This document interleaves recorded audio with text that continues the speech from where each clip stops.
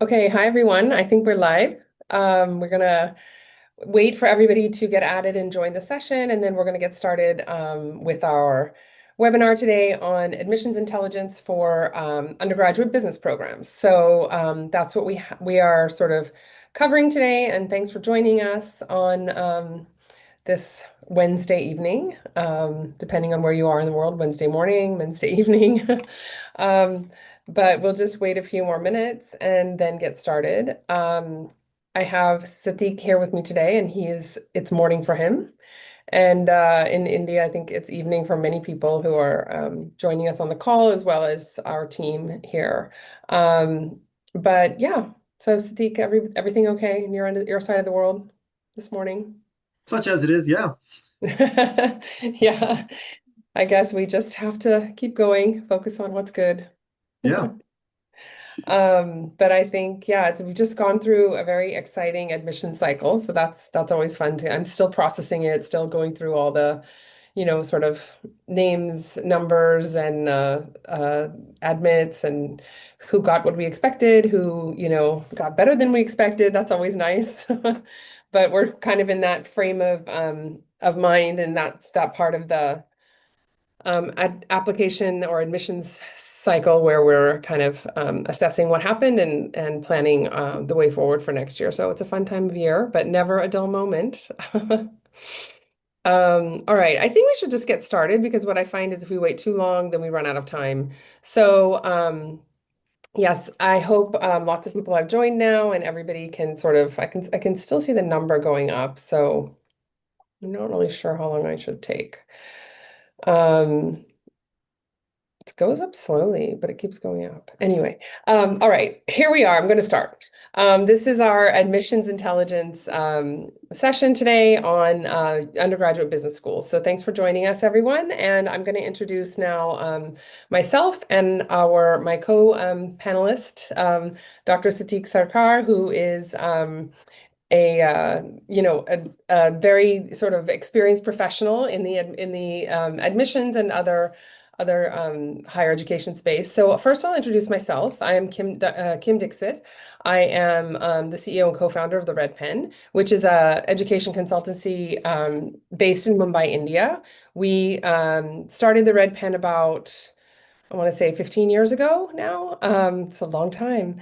And have been supporting students with applications um, across the world. The panel, the presentation's flipping ahead. But anyway, supporting students with applications across the world for many years with a large team of counselors, and I'll talk about that more in a minute. But I am based in Mumbai most of the time, and I have been for the last almost 20 years. And my background um, I have a PhD in cultural anthropology, and I have taught in a couple of different universities in the U.S., including Stanford and Duke and Santa Clara and a few others, but mostly teaching in freshman composition and freshman sort of rhetoric courses. So that's my background, and that's how I sort of got into supporting students through the application process, just kind of really understanding what universities in the US are looking for when it comes to, the classroom engagement, the kinds of students that are successful in different colleges, and then thinking about how students can best present that aspect of themselves in the application process. So that's how I started doing this. And yeah, that was way back when, and here we are today. The Red Pen is, like I said, a large consultancy, which I'll get into in a minute. But first, let me introduce Dr. Sattik Sarkar, who is, like I said, a higher education professional with over 17 years of experience. Sattik has worked in admissions at New York University and also at the Rutgers University School of Management and Labor Relations. He has a master's and a doctorate in education and an undergraduate degree in political science. So he's very well rounded in all the fields, and has worked also with undergrads and graduate students across the spectrum from student services to admissions to academic advising and career counseling. So he's really somebody who knows the sort of inner workings of higher education institutes in the US. And I think that's really important to have a very well-rounded view of what goes on on college campuses when you're when you're kind of advising students. And Sattik describes what he does as trying to pull back the curtain and demystify the admissions process for students. So that's what we're hoping to get from him today, some insights into specifically applicants who are interested in studying business. So with that, I think I'll move on and say a little bit more about the Red Pen. The Red Pen is an education consultancy with global experience. We have applicants that are sorry, that are our applicants receive offers from their top three choices. We support students with over 15 country applications, which is a lot. And it didn't used to be 15, but with the state of the world, everybody is trying to go everywhere. So we have, we have lots of expertise in our team around about different, geographies and different places to study. Our students earn every year around $70 million or more in scholarship awards, need-based and merit-based. And our students do apply to many, many different majors, not just business and engineering, which I think we talk about regularly, but lots of majors, over 70 majors are represented, and those can be things. We just this year had someone who wanted to go to Europe and study cosmetics science. So interesting, it's interesting fields of study out there for the students we work with.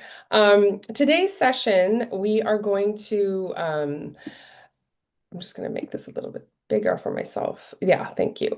Today's session, we're going to talk a little bit about, choosing the right business school, understanding the different types of business schools. And I think that's a really important point because I think applicants often just think that all business school programs at the undergraduate level are created equal and you get sort of the same thing out of each one, but actually they're quite different, and we'll talk about that.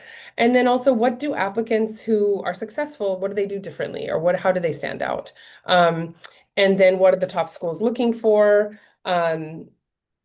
And how do you make the activities that you are engaging with, how do you make them count? How do you sort of elevate them? How do you make yourself sort of a leader, appear as and act as a leader in different areas that you're engaged with, and avoiding common mistakes, and also thinking about, how you might need guidance in this process. So that's really what we want to cover today, and we're specifically focusing on business school programs for undergraduates.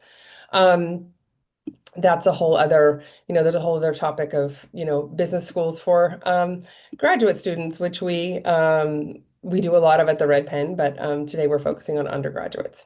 All right. So going on, I just wanted to go on to this. I want to just cover this next slide very quickly, but the point is just that these are the top undergraduate business programs in the US. And today we will be really focusing on the US, despite the fact that there are, good business programs all over the world.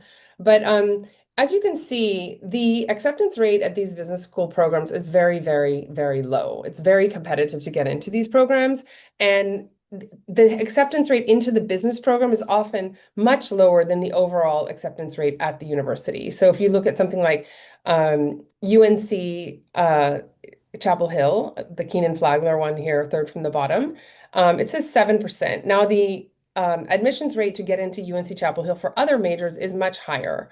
So it's always important that you look at the business program in order to understand, what it is that what are your chances? You can't just kind of assume that it's the same as other majors. So that's a very important point, because I know oftentimes students look at, say, for example, New York University, and they think it's not that hard to get into, but you can see the acceptance rate at NYU Stern is very, very low. So we're going to talk now about more about this, but just to, I think the next, sorry, I'm jumping around on these slides. The next slide is just to say, the programs are very, very selective. So then let's just think about that for a minute. What does it take? So good grades, activities, talent, depending on, how you describe that, how you define that. And then, but those are kind of the keys to these programs. But very specifically, what else? How do you like it says here, you can do activities, but make sure you're doing the ones that make your profile stronger. You have to make sure your talent has some kind of direction. So these are all important things, but what we're going to talk about today is kind of like giving the inside scoop on these particular things. So I'm going to hand it over now to Sattik, who's going to talk about what top business schools look for more specifically. Yeah, I love the the title, the term admissions intelligence, because there's a lot to that, right? And you know, there's that great list that you just shared in terms of some of the top business schools, and it provides a lot of context in how competitive they are these days. And the thing is, what a lot of people take for granted is the fact that the process of getting into a top business school and preparing yourself for that starts way earlier than most people realize. And so high school is really where you build that foundation. And so the really selective competitive business schools are looking for some of the qualities you're seeing on on the slide here. They want to know if you're intellectually curious. They want to know if you've taken initiative. Do you demonstrate impact? And of course they want to understand if there's fit, right? And so it's very common for students to ask me, well, is there anything I can do right now in high school to increase my chances of getting into these business majors? And Kim mentioned some of these, right? Like, strong academic performance is absolutely important. Developing your profile, like demonstrating leadership skills is important. Showing strong initiative is important. So, and it's not just about compiling activities. It's not just about compiling titles. It's also about demonstrating whether you've actually led change or if you've made an impact. So there are a lot of things that you can actively do as a high school student, whether it's starting some sort of initiative or starting some sort of school club if one doesn't exist, demonstrating team leadership or some initiative with the project, organizing events, organizing and participating in competitions. These are all things that as high school students you can do. And it's also important to demonstrate a desire to solve problems and execute plans of action. These are all things that you can demonstrate on an application that make you stand out compared to other applicants. And something else that you really want to think about is demonstrating how well you work in team environments, because the modern workplace and the modern economy really relies on working in team environments, and your ability to demonstrate that also helps you distinguish yourself from other applicants at these competitive institutions.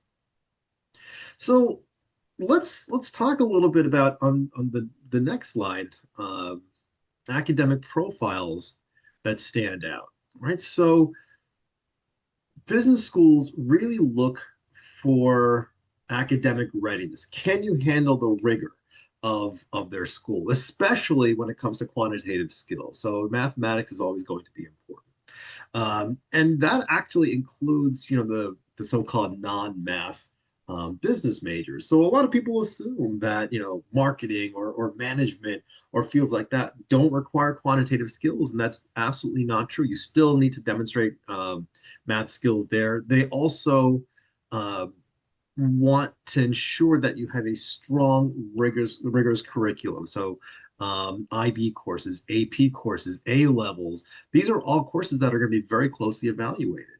Now, this may sound counterintuitive, but you don't need perfection necessarily, but you do need rigor and consistency. So with the competitive and elite business schools, you want to, as often as possible, take the hardest classes available. So take those AP classes, take those IB classes and honors classes. But also, you want to make sure that that you're taking the level of classes where you're setting yourself up to succeed. So you do want to focus on, courses like math and economics and writing heavy courses. You do want to take the hardest courses available, but schools care about GPA, but they care more about whether you've challenged yourself or not as well. So it's about striking that right balance between taking those challenging courses and ensuring you're taking the appropriate level classes as well. So let's talk big picture here, because it's not just about academics. Okay, so and this is a bit of a misconception a lot of students have that if they have those high four GPAs and a great test score, they've got it made. And the truth is that's not necessarily the case. Top schools really love students who show a clear interest or what I like to refer to as a theme. So you don't want to be collecting random activities and doing random things. And listen, you want to show some variety. You want to show intellectual curiosity, and it's okay to do a lot of different things. But at the same time, you also want to pick a direction. So, for example, if your interest is in entrepreneurship, demonstrate that by maybe starting a small business, even doing an online venture. If your interest is in finance or in investing, join or start an investment club in your school. If you're interested is in marketing, you can do a passion project in which you run you run a social media for a club or a brand, or you create a social media campaign. If your interest is in nonprofit leadership, you can initiate some sort of fundraising or some sort of other initiative to demonstrate that. So the idea here is like you want to demonstrate as best you can some sort of theme or direction, but again, that's not necessarily the be all end all. There are other things that you really should be doing. Again, impact matters, activities matter. So join clubs, join honor societies at your school. And if your school doesn't have a kind of club you're looking for, start one. Right. And it's, like starting a club as a passion project has a huge impact on your application. Um, and as you do that, think about also the skills you need to succeed in business. Think about public speaking skills, presentation skills, and join clubs that have that help you hone those skills. Join a debate club or student government if those opportunities are available. And as you do all of that, it's not enough to just be a participant. You want to take on leadership roles if possible too. So, and again, student government inherently has leadership built in. But if you are in a club, uh, be an officer in that club.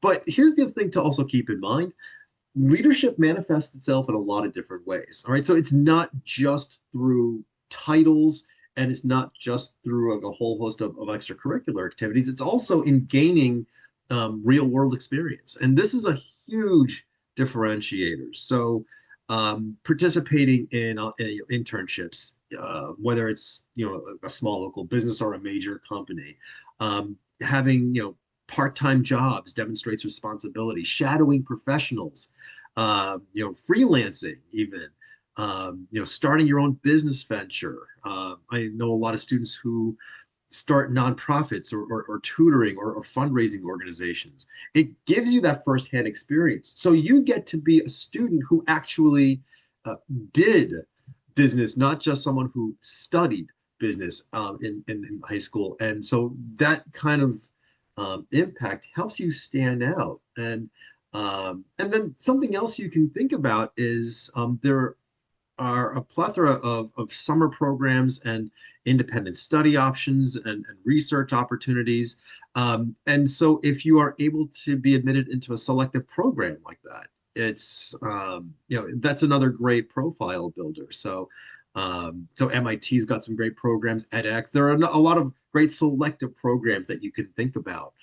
The non-selective programs have minimal impact from an admission standpoint, but those highly selective programs, they demonstrate that you are prepared for the rigor of the admissions process and the rigor of the competitive business schools. So, um, So, to reiterate, like competitive colleges don't care if you join 10 clubs. They care if you led a club or if you built something, right? If you're a president of a club or a founder of an organization, not just a member of 10 clubs. So, what you absolutely don't want to do is stack random extracurriculars just to look good. You don't want to mimic what you think admissions officers want. And you certainly don't want to wait until it's too late. You don't want to wait until junior year, your third year, to start everything. There's a very narrow window of opportunity to develop your profile, and that is really uh, those first 3 years of high school, out of the 4 years, because in your final year you're focused on actually getting your applications in.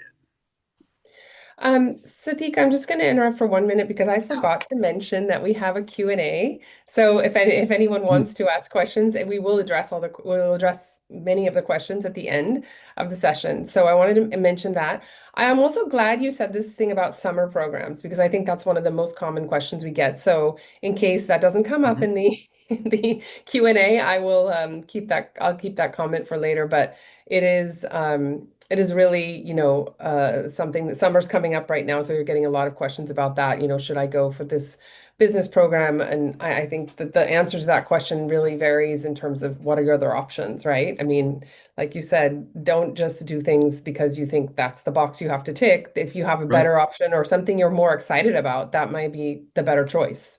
So anyway, we can talk about right. that more, but I'll let you go on to the next slide.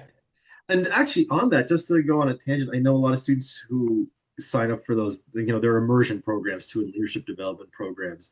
And they like a lot of them tend to be non-selective, and they're just more interested in collecting your tuition money for the summer, right? And listen, I don't discount those programs necessarily, and I say that from a development standpoint, those are great. But from an admissions standpoint, they're not as valuable for your profile. And we'll get into that a little bit more.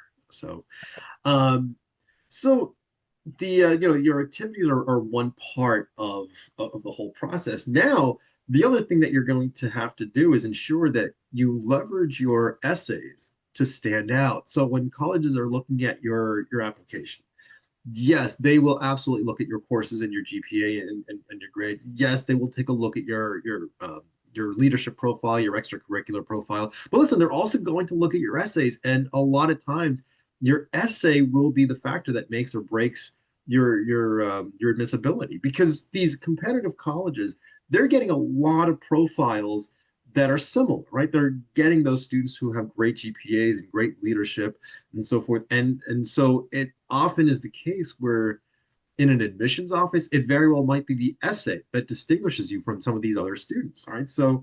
Um, so it's absolutely important to recognize that your stories matter. Right. When you apply to some of these competitive schools like Ross or Stern, your essays are the tool that tie everything together, right? You have to be able to articulate, why business? Why do you want to study business? You have to be able to show, what problems do you care about, or and especially what have you done about it? Through your essays, um, you have to be able to also demonstrate character and initiative. So top schools and their admissions offices are trying to predict future leaders, and you need to use your essay to stand out by demonstrating that. So they're looking for initiative. They're looking for impact, right? Did you start something? Did it matter? They're looking for resilience as well. Did you have to overcome something? Was there some setback that changed your thinking and showed that the resilience and adaptability? So your essays, whether it's your personal statement or supplemental essays that you're going to write for different colleges, all of these things, you are trying to demonstrate to them, what you're bringing to campus and what you're going to contribute, as an alum and as a future leader in the field. Because right now, colleges more than ever, especially admissions offices, are putting an emphasis on the impact you're going to have, not just currently on campus, but the impact you're going to have in alum. after you graduate. And so a lot of colleges are actually rewriting their supplemental essay prompts to gauge how you will represent the university after you graduate. So so be mindful of that. Be prepared to demonstrate what you're prepared to contribute, not just to campus when you're a student there, but after as a representative, as an alumni representative of that college. So um, and listen, there are some do's and don'ts in all of this. So if we could go to the next slide, there are some common mistakes we see um, business applicants make. And, uh, again, can we switch to the next slide?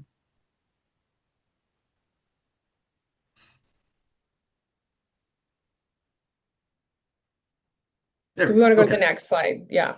Yep. Perfect. Okay. So there are a lot of things that I've seen as an admissions officer, and I hear from my colleagues all the time talking about some very common mistakes. Um, and one of the most egregious mistakes you can make is not articulating a clear reason why you want to study business. I can't even begin to tell you how many students I've heard from, whether it's in conversation or even on their application essay, saying they want to study business because they want to go into finance and make a lot of money.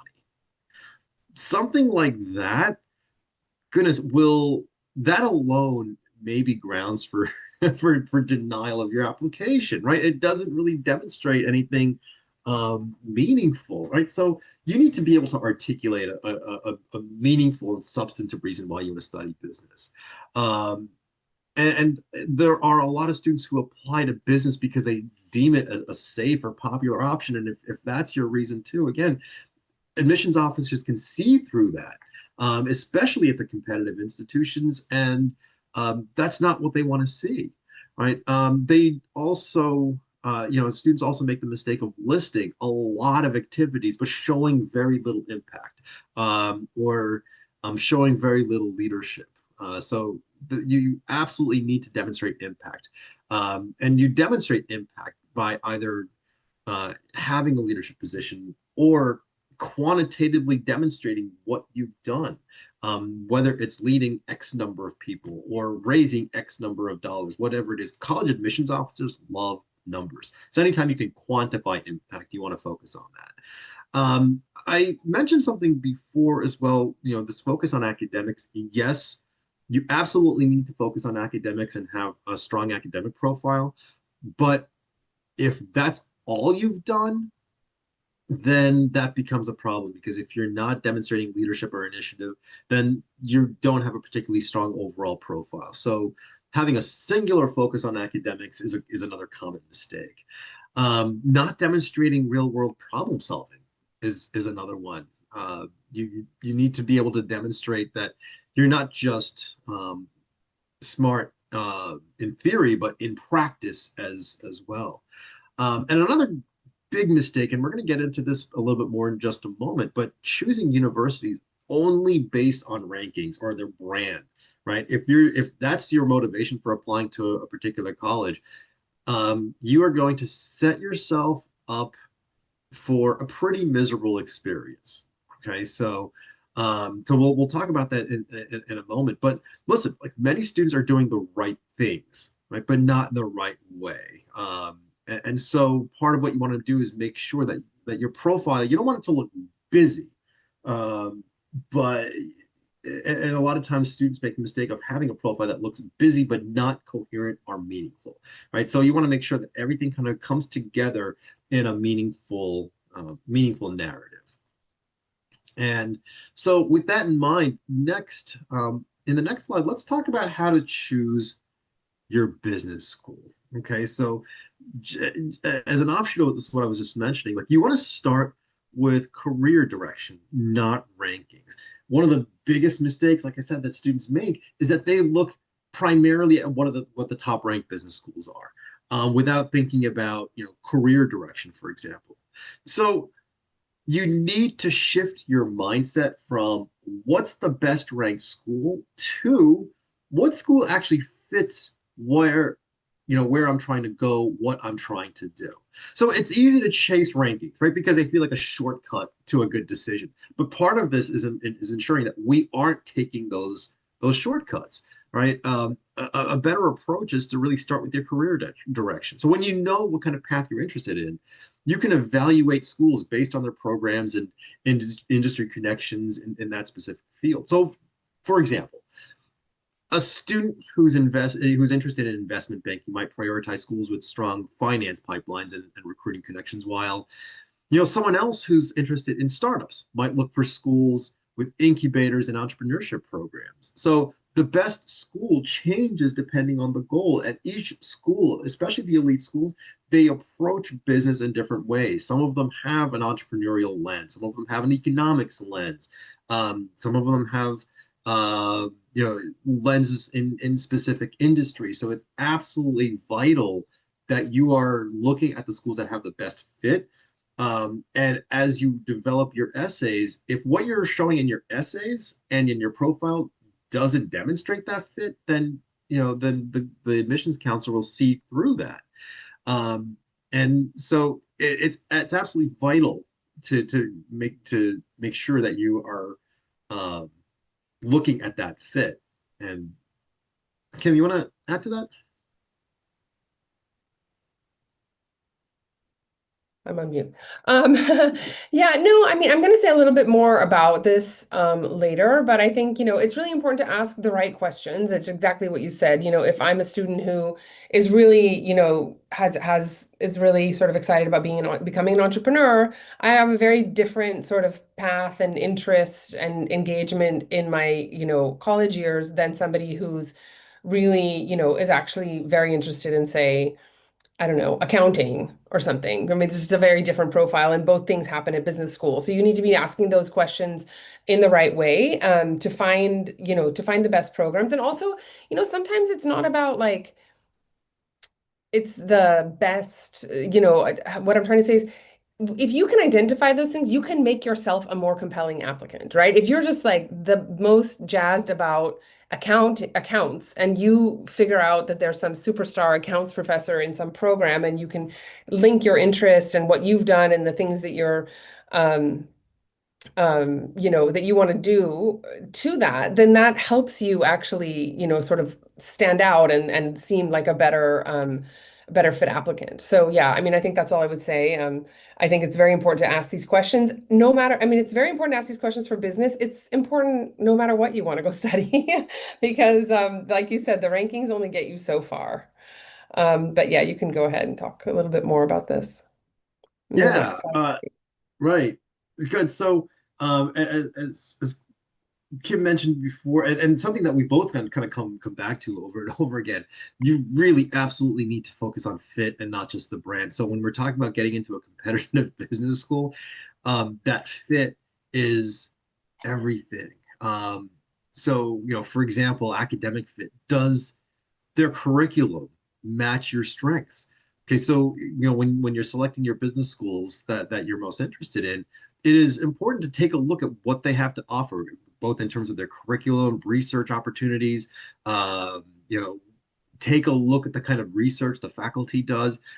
Does their curriculum, their mission, does it match what your strengths are? Because if there isn't a match there, then you're setting yourself for failure. You want to avoid that. Similarly, career fit, right? Does attending a particular college lead to your target industry?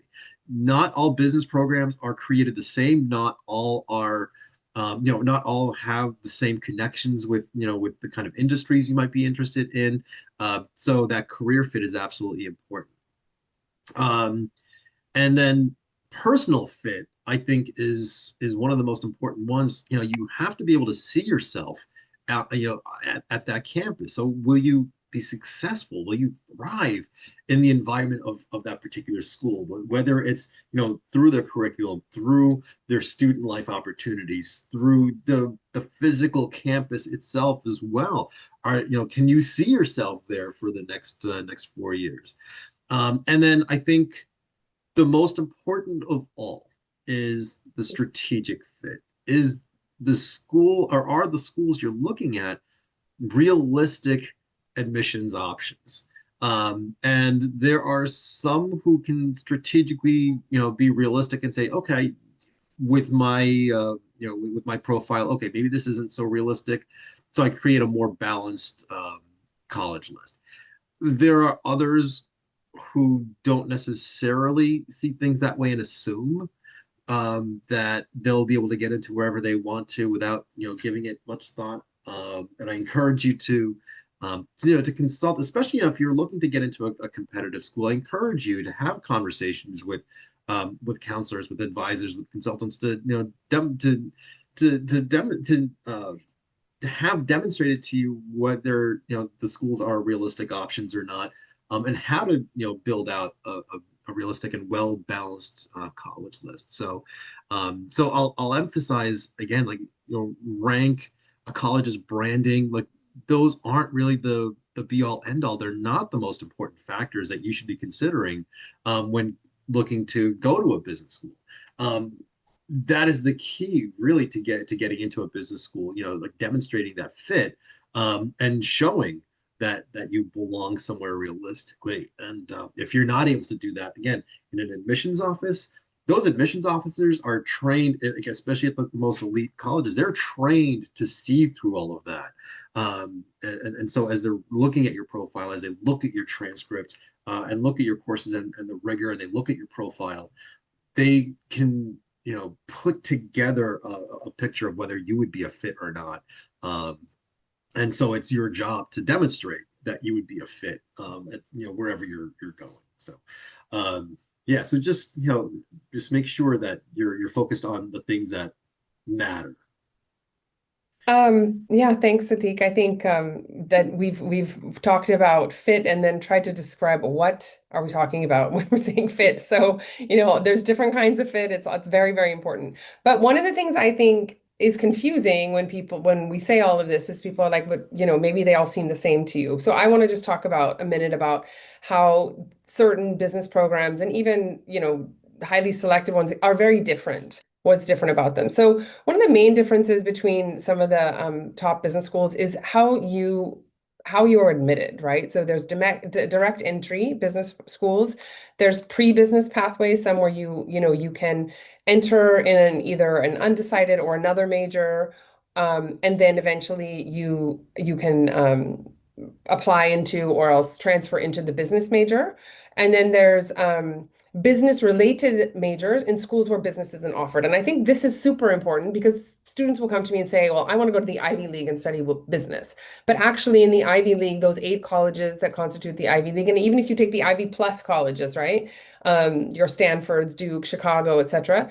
Many of them do not have undergraduate business majors. So what are you going to study there? If you're a very top student with a great profile and you have a chance, you have a sort of strategic fit, as in you're likely to get in, you may need to choose another major that's not business. And how do we kind of how do you plan for that? And again, this is where the strategy matters because, as we know, as we say in every webinar, all of these universities have many, many students to fill their limited seats. So what you're trying to do here, I'm not asking you to be somebody you're not, right? What I'm suggesting to you is that you should be strategic about who you are when it comes to, what you want that university to see about you. Okay. So it's not about like making stuff up or doing stuff you don't like or anything. It's about, understanding what are these programs like? How are they structured? What are they looking for? And how do you fit in there?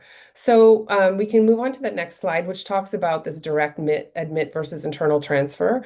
So the I mean, it's sort of obvious based on this slide, but the idea is that when there's a direct admit business program, um, you apply to the business program at the time of application. And you may be required to submit additional essays. Satik mentioned this when we talked about essays like why business. Michigan Ross asks you for extra essays about, an artifact and a business I think a business case and different things. So you may have to answer different questions, and then you're admitted directly into the business program if you're admitted. You start the business core classes right away. You have access to those advisors and those career fairs from, your first year. And these are some examples of colleges like that. Penn, NYU. Now, Penn and NYU are interesting because they do have direct admit, and it's very, very difficult to get into those programs if you're in those universities and not in the business programs. Transferring into business in those universities is very difficult. In fact, we don't even suggest anybody make a plan like that because it's very, very difficult. Even Ross, Michigan, which I mentioned, very difficult to transfer into business once you're in the university if you're not in the business program. But when it comes to University of Southern California, USC Marshall, which is also a very highly ranked business program, they will admit you directly, but they will also allow you to transfer in. So sometimes students, if they're not sure or they like another major equally, they may enter in that major and then transfer into Marshall. So Marshall's a bit of a hybrid, but these are the different kinds of programs that are out there. And then when it comes to internal transfer, what that means is that um, you're admitted into the university, maybe in another major, maybe in no major. So just so you know, many top universities do not even, though you apply with an area of academic interest, you're not actually admitted into a major. So you are admitted into the university. It's called a one door policy. Universities like Stanford, Duke, Harvard, they're all one door. You're just admitted into the university, and before the end of your second year, you declare your major. Now, the ones I just mentioned right now, Duke, Harvard, and Stanford don't even have business programs, so it's not relevant. But when it comes to say down here at the bottom examples, Emory University, University of Virginia, UT Austin, these are programs where you get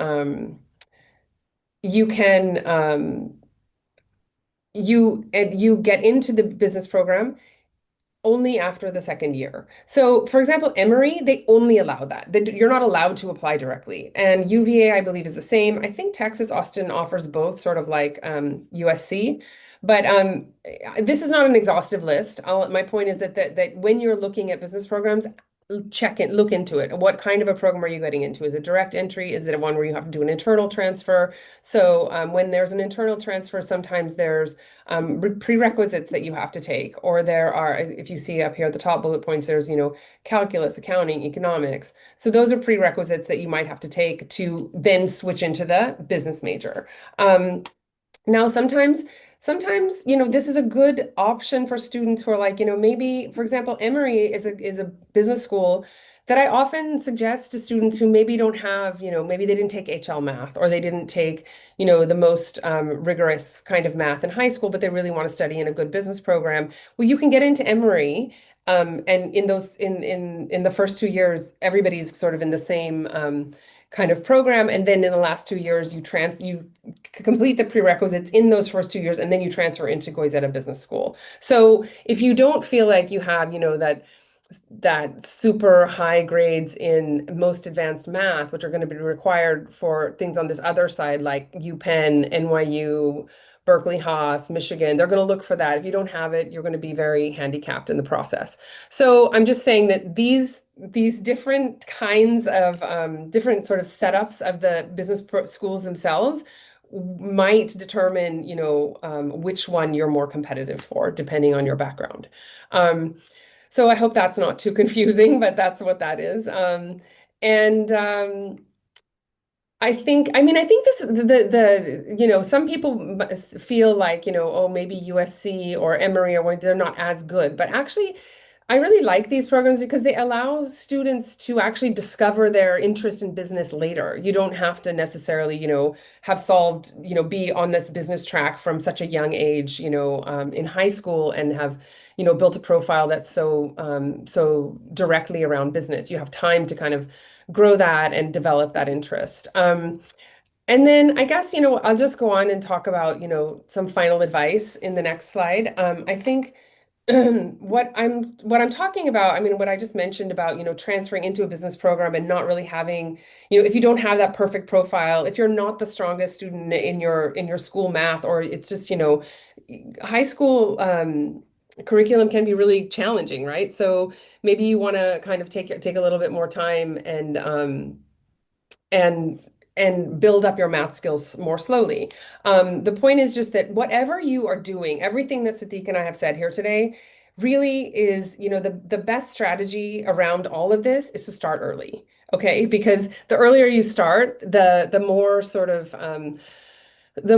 intentional all of the steps become. You know why you're doing this club or that internship or this summer program, et cetera, et cetera. So you're kind of like building on your interests so that you're really, well set up and well prepared to be a competitive business school applicant if you think that's going to be your path. And I think the other thing I just want to say is that and is that, you know, you you don't necessarily, you need to build that narrative. I think Satiq said it. You need to have that story, and the earlier you start building that story, then the stronger it becomes in the end. And all of these things here, depth, strategy, impact, all of these things are what make, the narrative you're building for business schools stronger and more compelling to the admissions office. So I'm gonna kind of just I'm going to tell you quickly right now about what the Red Pen is doing around this when it comes to starting early. So we have a new program that we're introducing called Admit 360,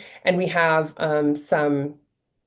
these are sort of all the features of it. The main thing that I would like to say is you have direct involvement from me on leading your application, making decisions about, the kind of extracurricular activities that you get involved in, and like I said, helping to build that narrative really, really intentionally from a very early start. And then also people like Satiq will come in where it says dedicated one-on-one support from a senior advisor. He will come in, give advice, look at the profile, suggest, ways forward, suggest opportunities, and then kind of just, everybody's sort of keeping an eye on this one and the one sort of plan for the student. And the main thing is that, projects, the capstone, the passion project, research, internship support, all of that is included in this. It's all sort of integrated so that you don't have to, go here for your research and go there for your for something else and kind of just spread yourself too thin. We kind of try to keep everything in-house and keep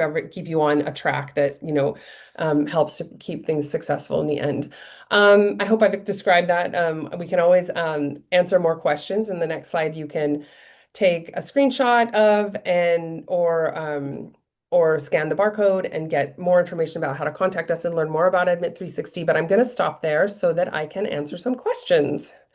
Great. So Satiq, I don't know if you can see the questions, but I'm just going to go through them and you can maybe answer. A student is asking, is there a major difference between starting your own venture, doing an internship, or starting your own club? So if I think the question is sort of like, if you had to choose maybe the top two of three of those, I mean, I guess the question the student's asking is there a formula for this? I don't think there's necessarily a formula. At the risk of repeating myself too much, I think impact is the more important thing, right? So starting a venture that has zero impact, that goes nowhere, has has less impact than say doing an internship where you make some sort of substantive impact or have some sort of deliverable. So it really, or if you start a club but then no one joins, right? That doesn't have as much impact. Um, you know, versus like say like you do start a club and you have 40 active members. If you can demonstrate that level of impactfulness, I think that's what's more relevant rather than the actual, you formula or specific type of activity. Yeah, I mean, I agree with you. I think I heard someone else saying it the other day, another senior advisor saying that, asking a student why was she going to do an internship? And she was like, but the internship is businessy. So that's going to build my sort of business sort of aspect of my profile. And the person was like, but you also have this tech idea that you can develop into something that's your own. And so she was like, and that is impactful because it's a technology that solves a problem. It shows you're taking initiative to go and do this. So it doesn't really matter that you would otherwise go and sit in, an office that's making investments. in other people's technology, you might as well spend time, working on your own. So that was the advice that student was giving. So I think there is obviously a lot of context around this. Um, and I think it really depends on what the opportunities are, right? I guess that's what I would say. One thing about the clubs, I think you mentioned clubs, Sadiq. I think it's clubs I find very tricky because I think students just say, okay, I'm gonna start, the investment club at my school, but they don't really do anything with it. Right. So I think you need to have a very clear plan if you're starting a club of what that club is going to do, because I don't think admissions officers necessarily are like, oh, started a club, did nothing. Again, impact, right? Right. And I And I, think, yeah, go ahead. yeah, admissions officers see through that, right? I mean, they Yeah. see there are so many applications that have that as listed, like started a club, but then they can't Yeah. really articulate well what they did, and Yeah. so an admissions officer will assume that if you wrote you started a club, but then don't write anything about it, that it's just like it you started a club but didn't do anything with it, right? And so they can see Yeah. through Yeah, I think also starting club and dealing with a club is actually a big time sink, so you better be getting a lot out of it. A student's asking about Diamond Challenge. Does that matter? Do you know what Diamond Challenge is? No, I'm not as familiar with that. Yeah, I think I need more context on this. Um, Is that the that's an international program, right? Where like where students are, they have to build solutions to certain problems. Is that what I'm thinking about? well, let's assume it is. If that were the case, what do you think about it? Listen, I think it's an entrepreneurship challenge. If it's the one I'm thinking about, Hmm. it's where the high school students like from all over the world they build solutions to these given Yes. problems, Hmm. and it's all about it's about innovation, it's about change making, and Yeah. Hmm. I think and it's a great competition, and something I think I mentioned before, like being involved in these competitions shows initiative, it shows leadership. And I think something like that, the Diamond Challenge is wonderful. I think it's a great, Yeah. again, if it's the one I'm thinking about. It's really great. Yeah, I have the same idea. The thing is that what I find with these competitions is like, even with is it the space challenge or space settlement or something where students have to kind of think about how, and it's like the first time I read about that, I was like, wow, that's so cool. I can't, that's a really great, thing to be involved in. It shows like creativity plus technical knowledge, et cetera, et cetera. But then I saw it like 10 more times. And I wasn't so like wow about it. But I feel bad for the students because there aren't that many of these, so then it's just like you are kind of being, I won't say penalized, but it's very hard to stand out when everyone's doing the same competition. So I don't know about the Diamond Challenge, and I don't know what you think. Am I correct in saying that if students are all doing the same competitions and you keep seeing them over and over, which is kind of related to our next question, does that kind of like dull the sheen a bit? It depends. I mean, I think there are certain competitions that are worth more than others. Mm. And there are some that are, just as the saying goes, a dime a dozen. So I think selectivity in these competitions does absolutely matter. At the more elite colleges, I mean, if you're succeeding, say, at the local level or regional level, that's not going to stand out as much as, like, say, succeeding at the national and international level, regardless of which competition it is. So I think again we use that word impact. That's part of it. But again, if this is a competition that's non-selective and anyone can participate, Hmm. and just get a participation trophy, yeah, that's Yeah. that's not going to have an impact, right? And that's not going to really matter at a selective school. Yeah, the next question is about summer programs like YYGS. Do they help in college applications? Penn, Berkeley have highly selected business programs for summer. Did those help? So do you have a point of view on this? I think, yeah, I would make the argument that, well, okay, let me just preface this by saying that these pre-college programs, these summer programs, do not in any way, shape, or form enhance your admissibility to that particular college. So let's say you do a program at Wharton. That doesn't guarantee that you're going to be admitted as an undergrad to to UPenn when you're applying there, because among other reasons, the pre-college division is completely separate from the admissions program. So having said that, from an admission standpoint, being Hmm. enrolled in a more selective program, in a competitive program, yeah, that does have some value, as opposed to, enrolling in a non-selective program. But for me, the greatest value comes from, especially if it's a residential program, being on campus, and getting a little mini college experience. I think that professional development piece and that academic development piece is the real value. But and again, like I said, from an admission standpoint, if you do want to do a pre-college program, make sure it's a competitive and selective one, and not just one that just admits anyone and everyone. Yeah. A couple of students are asking specific things about what'll give me an edge and what should I do. So, I mean, I think the best way to answer questions like that is like if you, Satiq, have in your mind, and maybe I'm putting you too much on the spot, um, do you have like a sort of case study you could mention where you're like, I remember this student and they were just such a great business applicant because I don't know if we can do that, but it's Oh, like that's a tough one. Um, I mean, I will say uh, something. Let me just say yeah, this. And you can think on your answer. Um, I would say that the students we've worked with who've been successful, even in places like Wharton and Stern, did not necessarily have the kind of like, I won investment competitions and everything is so business, business, business. I actually would say the more standout things that those students had were like leadership.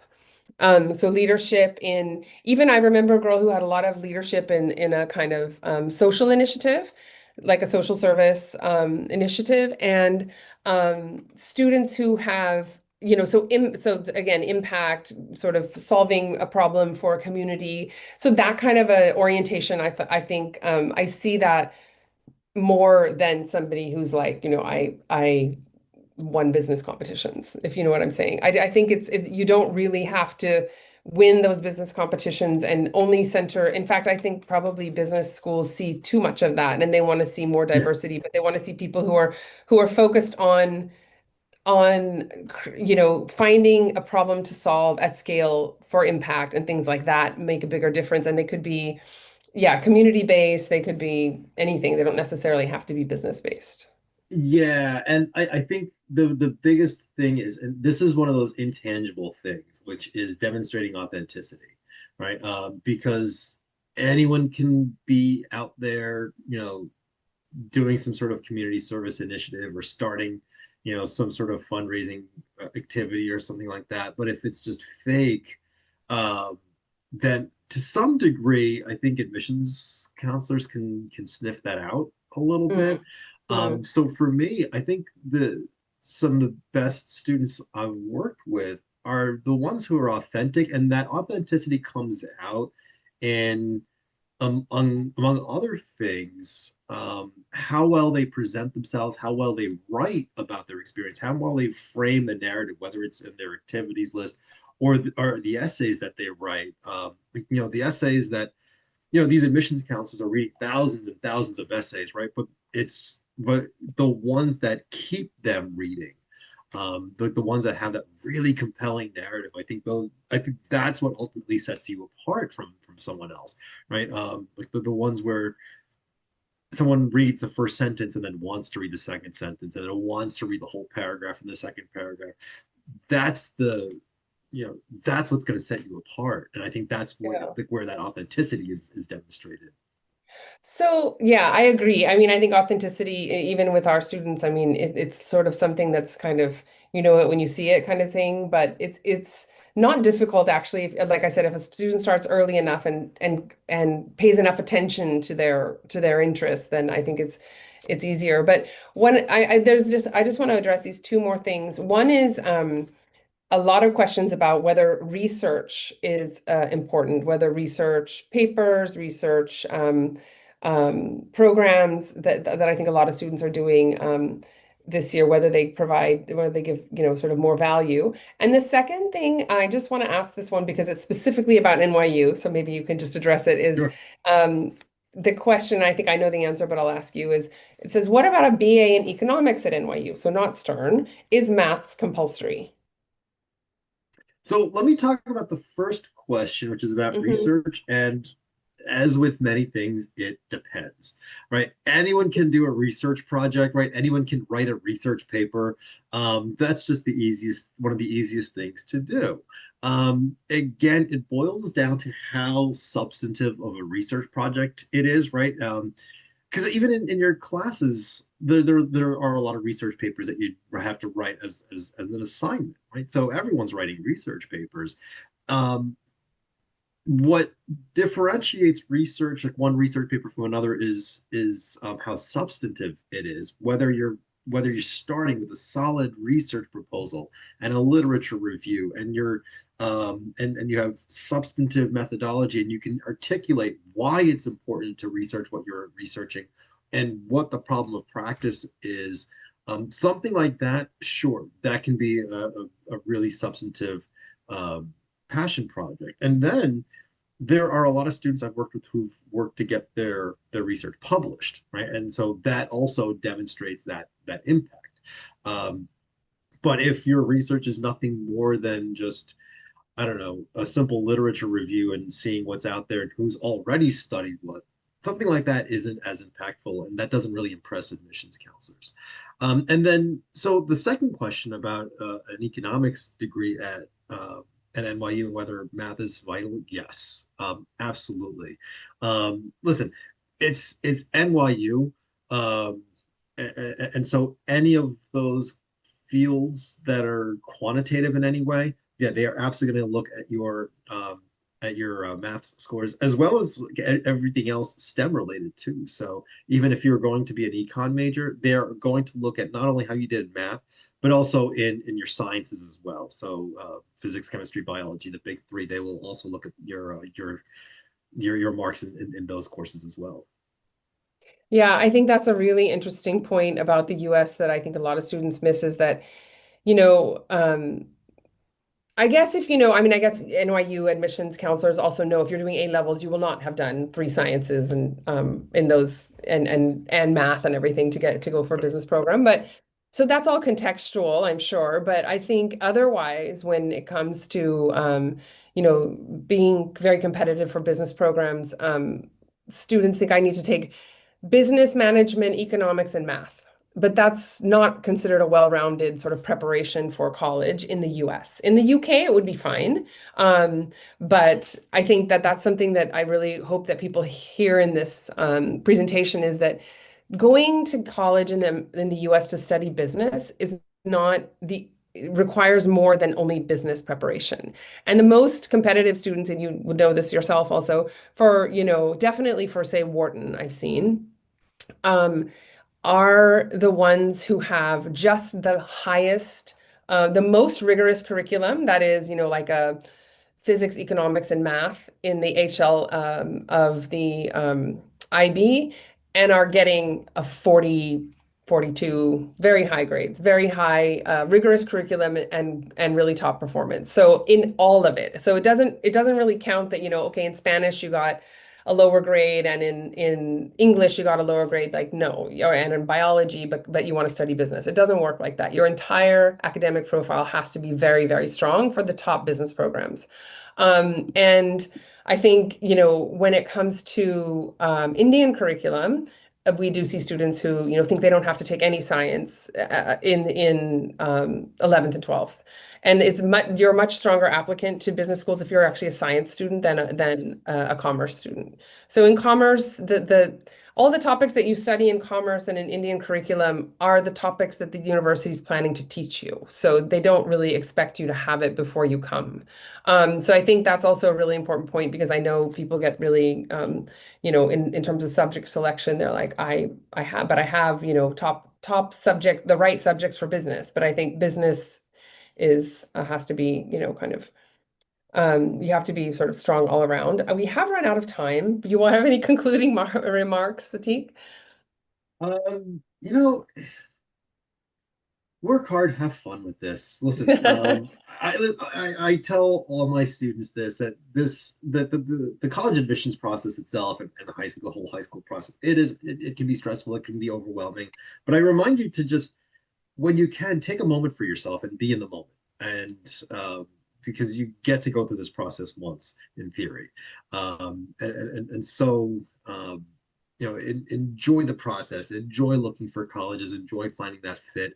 And just remember that whatever you're doing here and now is just merely a snapshot of who you are here and now. Your interests are going to continue to evolve. Your aptitudes and your skills will continue to evolve, and be okay with that.